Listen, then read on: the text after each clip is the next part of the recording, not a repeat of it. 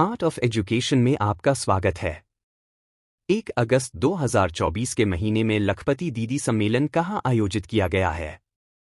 ए. Pune, B. Mumbai, C. Akola, D. Jalgaon. Answer D. Jalgaon. 2. किस company ने भारत का पहला पुनः प्रयोज्य हाइब्रिड रॉकेट भूमि 1 विकसित किया है? A. Space Zone India, B. Dhruva Space, C. BrahMos Aerospace, D. Arun Space India. Answer A. Space Zone India. 3. E पत्रिका सपनों की उड़ान के उद्घाटन संस्करण का विषय क्या है? ए. नवाचार, बी. अंतरिक्ष, सी. शिक्षा, डी. स्वास्थ्य। Answer B. अंतरिक्ष। 4. भारत ने अगस्त 2024 में विश्व की पहली पोर्टेबल चिकित्सा सुविधा आरोग्य मैत्री एड क्यूब या BHISM क्यूब किस देश को भेंट की? A. Nepal, B. Sri Lanka, C. Ukraine, D. Maldives.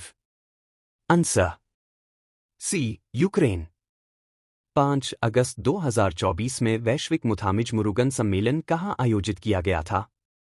A. Chennai, B. Coimbatore, C. Palani, D. Madurai. Answer C. Palani.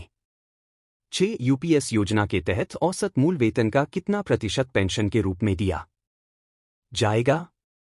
A. 25%, B. 30%, C. 40%, D. 50%। Answer B. 30%। 7. Sri Lanka की यात्रा के दौरान इंस मुंबई की मुख्य गतिविधि क्या है?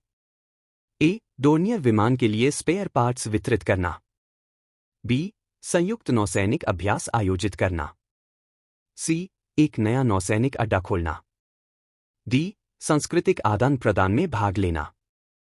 Answer A. डोर्नियर विमान के लिए स्पेयर पार्ट्स वितरित करना। 8. नाइट फ्रैंक रिपोर्ट के अनुसार संपत्ति मूल्य वृद्धि में कौन सा शहर विश्व स्तर पर दूसरे स्थान पर है? A. New York, B. London, C. Mumbai, D. Tokyo. Answer C. Mumbai.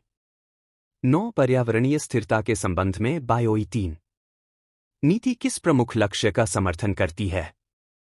ए. शुद्ध शून्य कार्बन उत्सर्जन प्राप्त करना, बी. शहरीकरण को बढ़ावा देना, सी. बड़े पैमाने पर कृषि का विकास करना, डी. समुद्री प्रौद्योगिकी को आगे बढ़ाना। Answer A. शुद्ध शून्य कार्बन उत्सर्जन प्राप्त करना।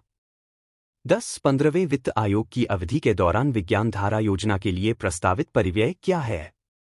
ए. 0,514 करोड़, सी. 12,486 रुपए करोड़, बी. 15,351 रुपए करोड़, डी. 10,579 रुपए करोड़। Answer D. 10,579 रुपए crore. Today in history. Tuesday 27 अगस्त 2024। 1939 में दुनिया के पहले जेट इंजन वाले विमान ने जर्मनी से उड़ान भरी थी। दुनिया का पहला जेट संचालित विमान हेंकेल हे 178 एक जर्मन विमान निर्माण कंपनी हेंकेल फ्लुगजेगवेयर के द्वारा डिजाइन किया गया था, जिसे अर्स्ट हेंकेल द्वारा स्थापित किया गया और नाम दिया गया था।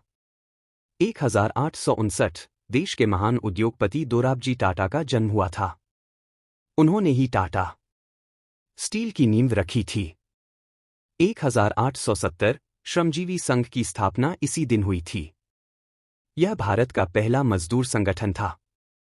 1972 भारतीय प्रोफेशनल रेसलर और लिफ्टर दलीप सिंह राणा का जन्म हुआ। वह ग्रेट खली के नाम से प्रसिद्ध हैं। 1979 लॉर्ड माउंटबेटन का निधन हुआ था। वह भारत के अंतिम वायसराय थे। 1999 सोनाली बनर्जी भारत की प्रथम महिला मरीन इंजीनियर बनी। Map of the day Bharat. Kameng नदी। यह भारत तिब्बत सीमा पर बर्फ से ढके गोरीचेन पर्वत के नीचे हिमनद झील से तवांग जिले में निकलती है। यह अरुणाचल प्रदेश और असम से होकर बहती है। यह असम के कोलिया भोमोरा सेतु पुल के ठीक पूर्व में तेजपुर में ब्रह्मपुत्र नदी से मिलती है। यह पूर्वी कामेंग जिले और पश्चिमी कामेंग जिलों के बीच की सीमा बनाती है। यह अपने पश्चिम अरुणाचल प्रदेश में सेसा और ईगर्नेस्ट अभयारण्यों और पूर्व अरुणाचल प्रदेश में पक्के बाघ अभयारण्य के बीच की सीमा भी बनाती है। डफला पहाड़ियाँ पूर्व में हैं और अका पहाड़ियाँ कामेंग नदी के पश्चिम में स्थित हैं। सहायक नदियाँ टिप्पी, टेंगा, बिचोम और Dirangchu. Map of the day world. Mount Stromboli. Mount Stromboli एक सक्रिय ज्वालामुखी है जो इटली के तट से दूर एओलियन द्वीप समूह के हिस्से टायरहेनियन सागर में स्थित है। यह दुनिया के सबसे सक्रिय ज्वालामुखियों में से एक है। स्ट्रोम्बोली में एक अलग ज्वालामुखी शंख है और इसकी विशेषता अक्सर होने वाले छोटे विस्फोट हैं जिन्हें स्ट्रोम्बोलियन विस्फोट के रूप में जाना जाता है। ज्वालामुखी का शिखर समुद्र तल से लगभग 924 मीटर 3031 फीट की ऊंचाई तक पहुंचता है। स्ट्रोम्बोली की गतिविधि 2000 से अधिक वर्षों से लगभग निर्बाध रही है। आसपास का क्षेत्र आबाद है। द्वीप का मुख्य गांव स्ट्रोम्बोली दक्षिण पश्चिमी तट पर स्थित है। ज्वालामुखी की लगातार गतिविधि ने इसे भूमध्य सागर का प्रकाश स्तंभ उपनाम दिया है।